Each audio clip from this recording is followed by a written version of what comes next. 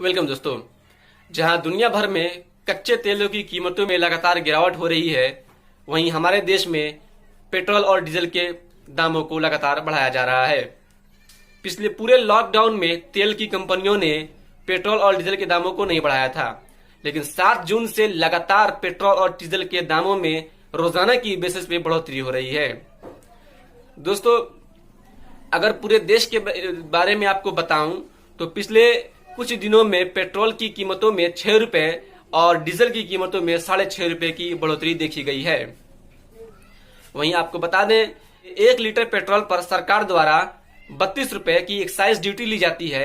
वहीं 1 litre diesel पर सरकार द्वारा 31 रुपए की एक्साइज ड्यूटी ली जाती है। दोस्तों, एक्साइज ड्यूटी एक तरह का टैक्स होता है जो सरकार द्वारा ली जाती है।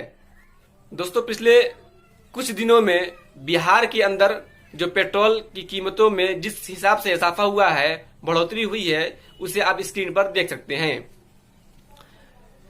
20 जून को 82 रुपए 1 पैसे और 21 जून को 82 रुपए 37 पैसे, 22 जून को 82 रुपए 63 पैसे, 23 जून को 83 रुपए 70 पैसे, वहीं 24 जून को 82 रुपए 77 पैसे, 25 जून को 82 रुपए 77 पैसे, 26 जून को 82 रुपए 99 पैसे और 27 जून को 83 रुपए 6 पैसे, 28 जून को 83 रुपए 25 पैसे। दोस्तों, पैसों में बढ़ाया जाता है ताकि एक बैग से अगर रुपए की शक्ल में बढ़ा दिया जाए तो एक बैग से वो धक्का ना लगे। दोस्तों, पिछले साल 2019 में अगस्त के महीने में पेट्रोल की कीमतों को आप स्क्रीन पर देखिए। पहले अगस्त को पेट्रोल की कीमत साल 2019 में थी 76 रुपए 41 पैसा। वहीं 31 अगस्त को 75 रुपए 61 पैसे की थी। लोवेस्ट रेट्स इन अगस्त, और अगस्त में सबसे कम रेट जो था वो 75 रुपए 44 पैसे की थी। ओवरऑल अगर मैं बात करूं तो ये परफॉर्मेंस इसकी जो थी वो डिक्लाइन ही थी, यानी कि पैसे में कमी आई ना कि बढ़ा। ये पिछले साल 2019 के अगस्त की रिपोर्ट आपके सामने है। दोस्तों, आपको याद होगा जब नरेंद्र मोदी की सरकार सत्ते में नहीं थी, जब यूपीए की सरकार थी, उस वक्त भी पेट्रोल की प्राइस बढ़ी थी। उस वक्त तो हमारे प्रधानमंत्री नरेंद्र मोदी जी सरकार को जिस तरह इसका जिम्मेदार ठहरा रही थी और उनसे पेट्रोल और डीजल के दाम के बढ़ जाने की वजह से सवाल कर रही थी और उनको कटघरे में खड़ा कर रही थी। लेकिन जब बात खुद पर आ गई है तो उनसे भला सवाल कौन करेगा। आप भी जरा उनके वीडियो को और उस वक्त के उनके भाषण को जरूर देखिए। साल का रिपोर्ट कार्ड के कुछ ही घंटों में उन्होंने देश में जिस प्रकार से पेट्रोल के दाम बढ़ा दिए, ये दिल्ली सरकार की शासन चलाने की नाकामयाबी का जीता जागता सबूत है। देश की जनता के अंदर भारी आक्रोश है और इसके कारण और भी चीजों पर बहुत बड़ा बोझ होने वाला है, सरकार पर भी बहुत बड़ा बोझ होने वाला है। मैं आशा करूंगा कि प्रधानमंत्री जी देश की स्थिति को गंभीरता से ले और